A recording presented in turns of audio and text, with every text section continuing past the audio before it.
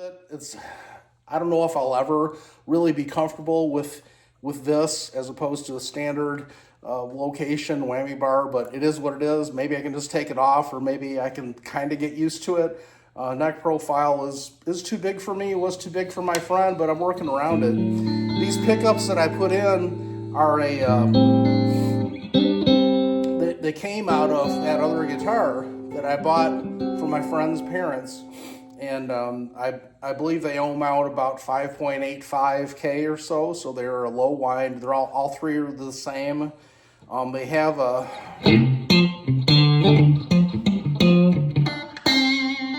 really snappy attack.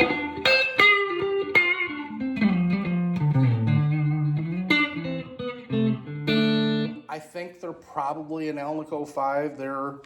They have a lot of, the magnets are really strongly beveled. You probably can't see that. There's a lot of bevel on the magnets. Also, they're like kind of artificially aged, like deliberately corroded or rusted or something. They were actually like that when my friend Kenny bought them.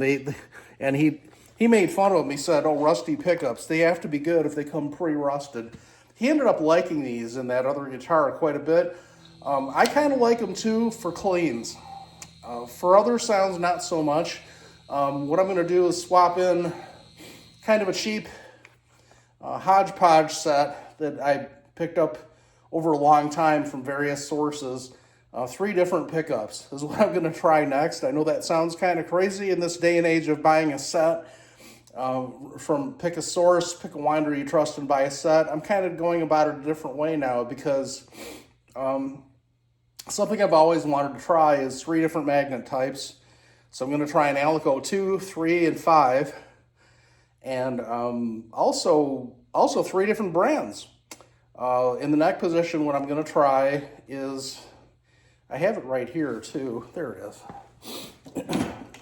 In the neck position, I'm going to try this, which is a Duncan alnico 2 Pro flat. Why would you want flat?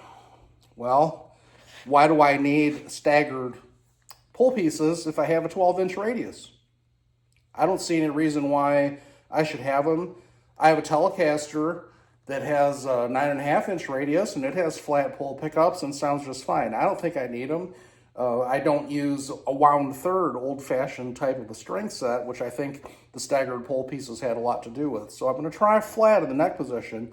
Another reason for it is the neck position pickup pulls harder on the strings than the others because it's closer to the center point of the strings. So the strength of the magnet in the neck pickup really makes a big difference in your sustain and how hard it pulls on the string, and it can actually pull the string down a little bit. And I'm trying to get around that with this alnico 2 magnet, kind of a weaker magnet.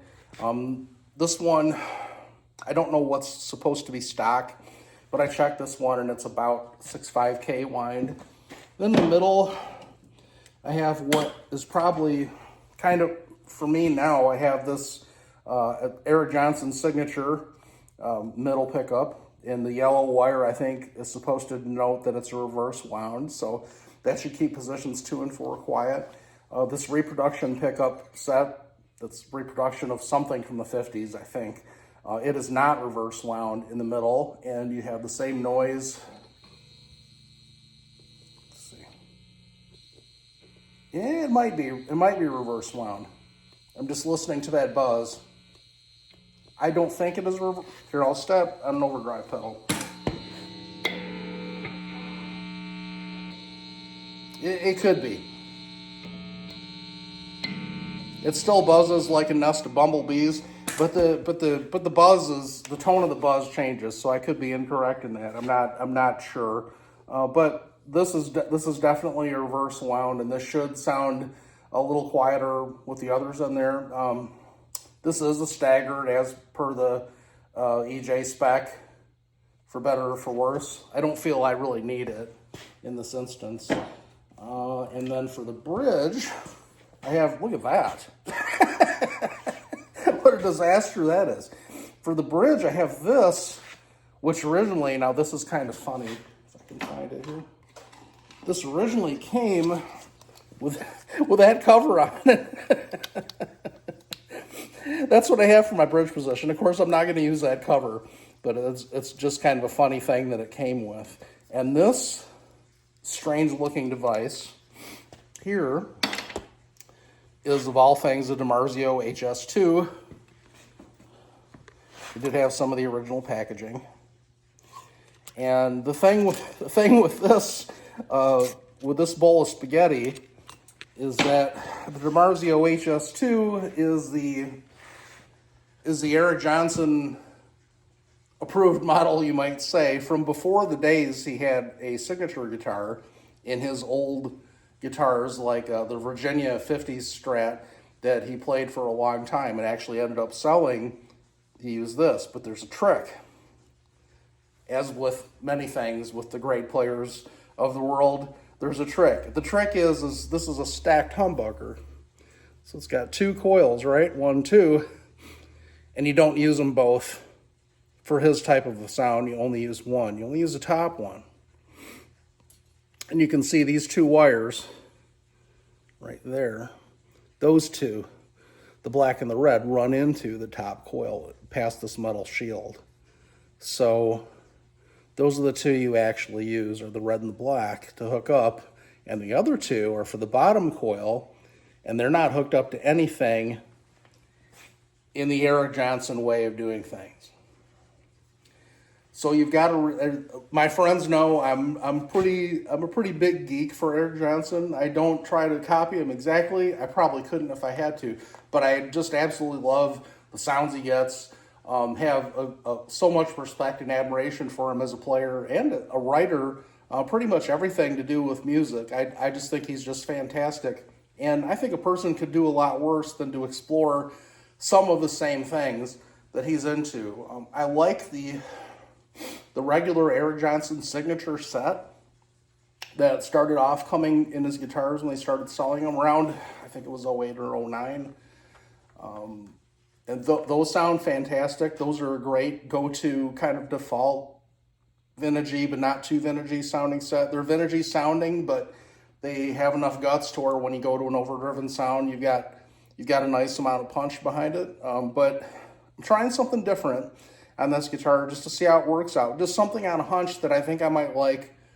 The Alnico 2 flat in the neck is something I wanted to try for a little while now, just to see the difference in feel. I'm pretty familiar with the Eric Johnson middle because I've run it in other guitars before. It's an excellent middle pickup for when you're not using a tone control hooked up to the middle pickup. Now, if you're not familiar with that, that's another one.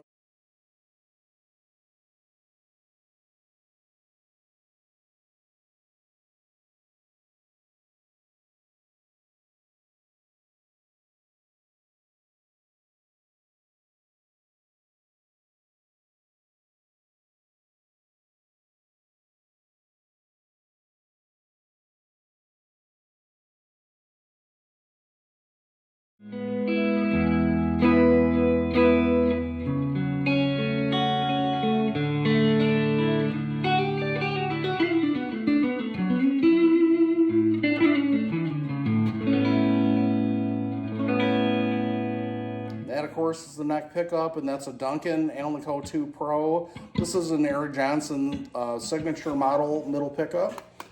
Here it is by itself. Here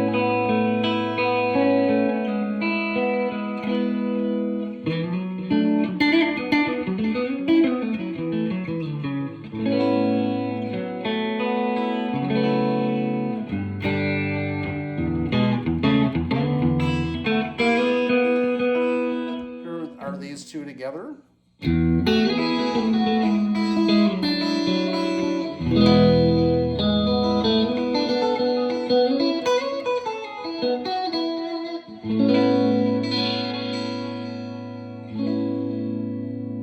So overall, these two are doing what I wanted them to. I wanted a softer attack, which they both give, because they both have a little weaker type of a magnet in them. This is an Alnico 2.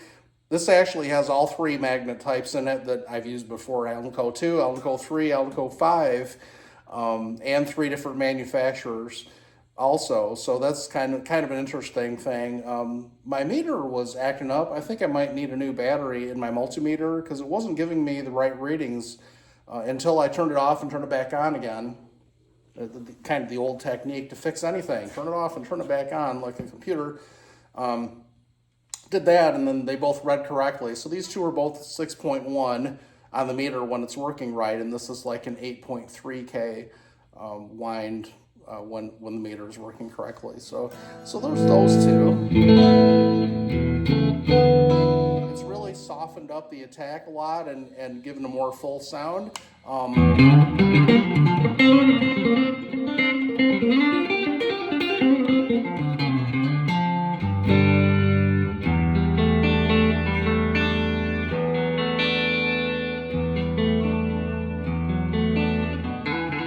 Doesn't really sound like EJ. It's not super bright anymore, whereas that was a lot brighter before.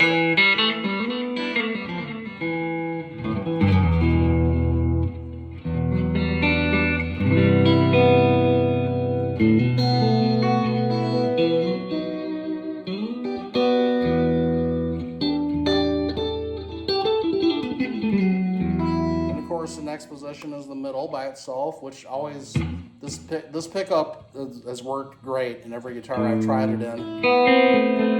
Been a few by now.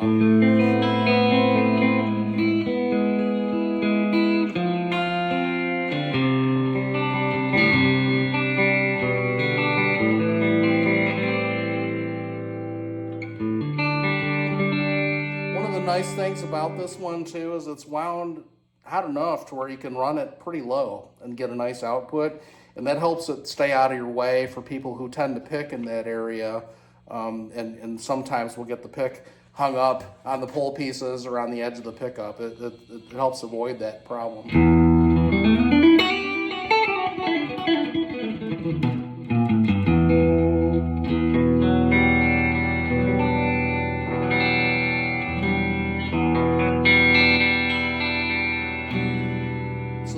Hard, snappy response is not there with the Alnico 2, Alnico 3, which actually is what I'm looking for, but this one does have it.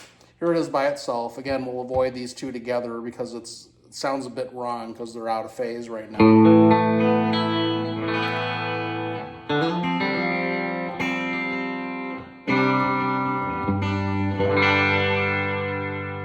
And that's rolled off. Here it is all the way up.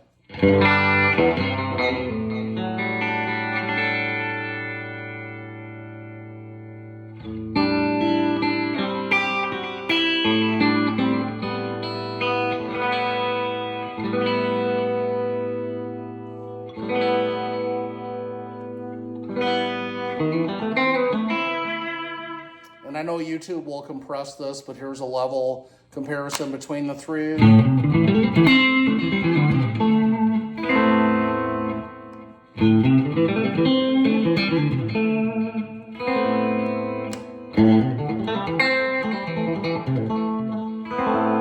And that's, as I suggested before, that's with the tone rolled off.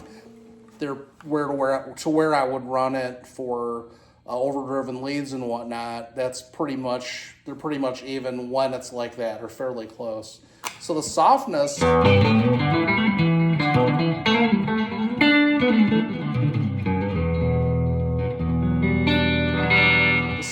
of the neck pickup, I think that's going to be something to take some getting used to. These two I feel right at home with. This two is much softer and sort of has a squishy attack compared to what I'm used to. So this is going to be a major difference.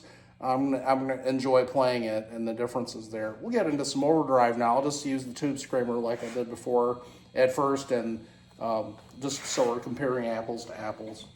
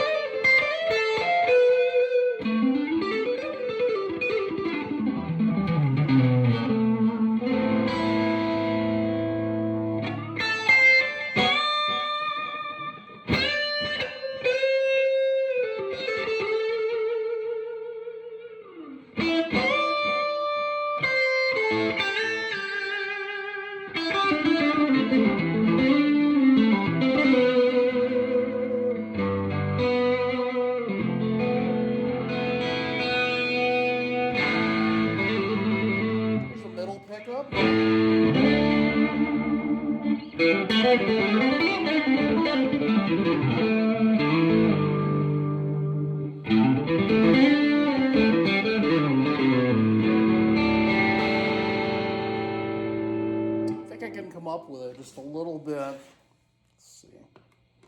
On the treble side, I think I can come up just slightly. I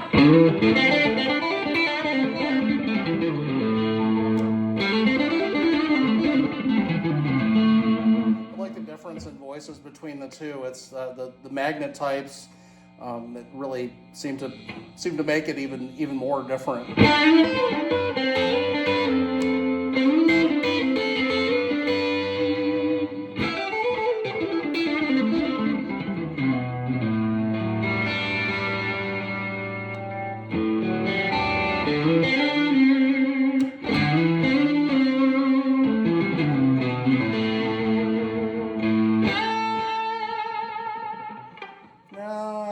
That was the right move coming up. Actually, I think the middle should come down just a little more.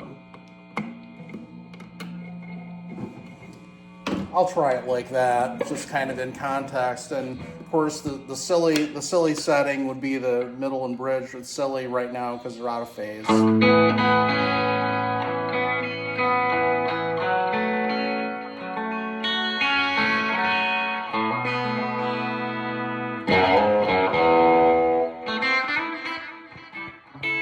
You could do like the nose tone T-Bone Walker thing, although delay is not what you want for the.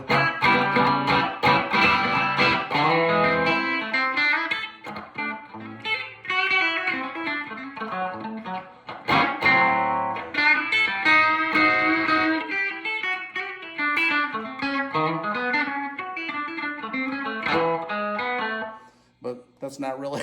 I don't do too much of that anymore. I can't remember too many more licks that fit into that bag. I probably could if I struggled too little bit, but I want these two to be in phase. So, and of course the next is the bridge position. And I would normally run it like there-ish.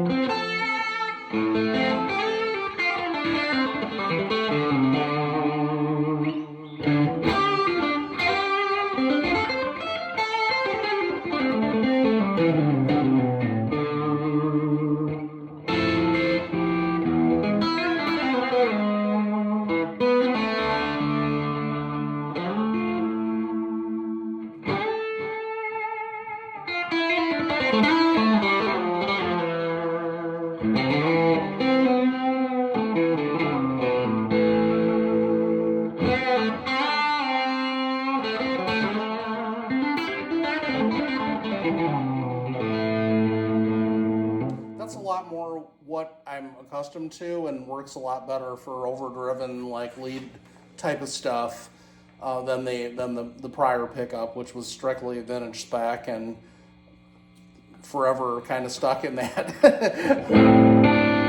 Whereas this type of pickup, you can actually back the volume down a little bit and turn the tone all the way up and kind of approximate that.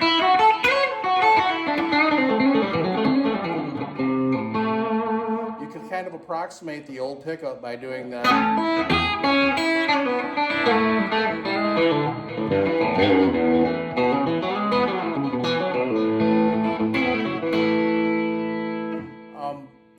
Which some on certain tunes and for certain type of like feel, I would do that sometimes. So that just makes it more versatile. This, I don't know if the change is really that audible on YouTube, but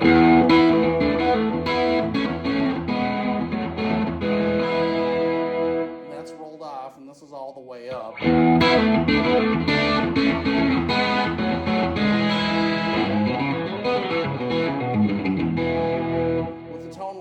Up on the bridge pickup, which I'll get into this on a video, picking has to change because it's so bright it's a lot like not having a tone control. It's not much difference.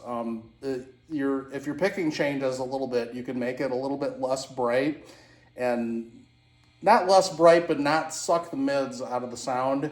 And you can kind of fix some of it with your picking. It's just a nice luxury to be able to roll the tone off and not be so worried about having a few notes here and there come out, maybe in ways that you don't want them to.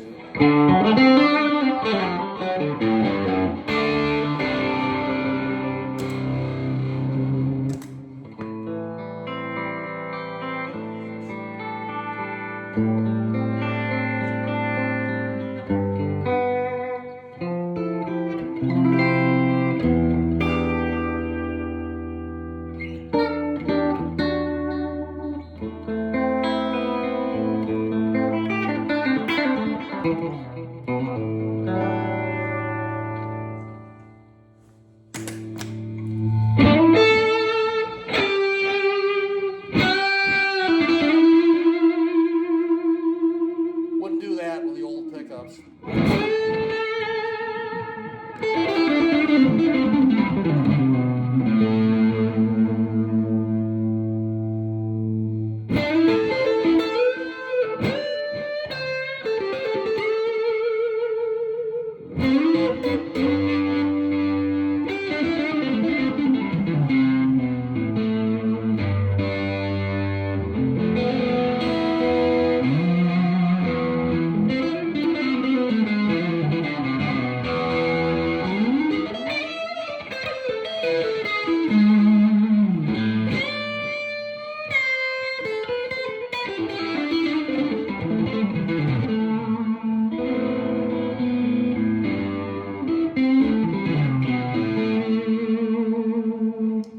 Some people might say that added mud.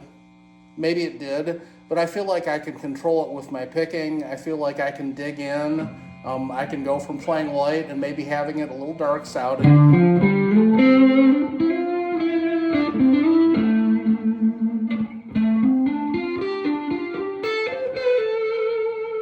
to changing the way I pick and bringing a lot of brightness into it and making it sound more aggressive with my playing instead of being stuck in that brighter, more aggressive sound kind of all the time, or having to roll it off and then having less power, less output. You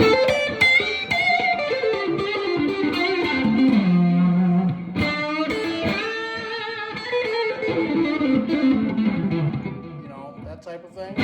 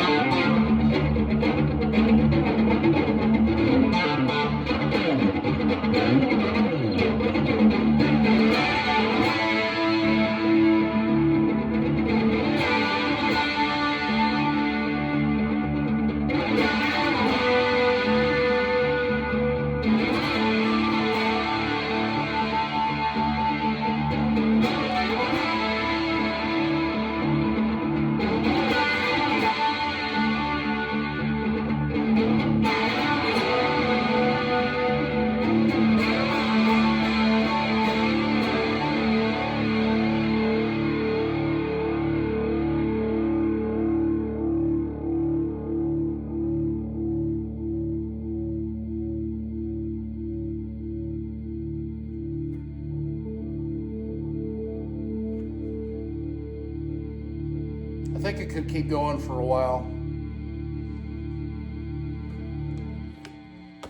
Thanks for watching. If you're into all this stuff and want to keep on watching me as I continue on the journey of fooling around with this thing, trying to figure out what it takes to acclimate to it, please like, share, and subscribe. Remember, subscribing to my channel helps me out immensely. It doesn't cost you anything, and it just ensures that you have a better chance of seeing the rest of this series. And you can also go back and look at the earlier shows and see if there's anything there you like. Also, if there's any doubt as to what I changed on the guitar, all I changed was the pickups. Actually, that seemed to have damaged the volume pot. There's a chance that the volume pot might not be the same anymore after all the heat. Although now I notice the noise it was making as I turn it down all the way has stopped. So that's kind of a good sign. Maybe it had a piece of junk in there that fell out or something like that. You know, some type of dirt or debris that I somehow dislodged. I don't know. But all I changed was the pickups. I just kind of took a guess at these. They're certainly not a calibrated set, but they work just about as good as a calibrated set, I think. I don't know, I kind of enjoy playing on certain aspects of them. Need to fix the phase issue. Still need to install a Mojo Tone vintage taper potentiometer. I'll get around to doing both of those things pretty soon. As you notice, I didn't even change the strings. All I did was put a piece of tape on there so they didn't get tangled up, and I put them right back on. These strings are ancient. I would get a much more lively sound if I put fresh strings on it. It's going to a luthier at some point here pretty soon to get the neck straightened around. There's a little bit of, you can't see it. I mean, I could show you on camera, but you can't see it. It ramps, there's sort of a little ramp up here, and I can set the truss rod fairly straight, but it has a little too more relief than I want right here. And the frets, someone tried to compensate, I can tell by taking material off the frets here, and it didn't quite do the job. So at the end of the day, the action has to be a little higher than I want it to be. I want it to be about how it is right in this one area. It would be great to have right through here. It'd be a lot easier and more fun to play if it was like that. So I'm going to have it refretted with my preferred fret size and kind of go from there. But anyways, thank you all for checking this out, and I hope you enjoyed this material. And any doubt that I didn't change anything else,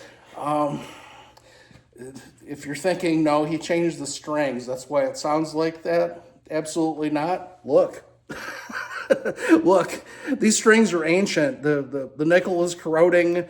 I got black crud on my hands because the strings are just starting to corrode. I haven't even wiped them off. I haven't done anything. Honestly, it's not that big of a deal. So take care now, and please check me out here in the future as I continue on this journey. Thanks a lot. Have a good day. Bye.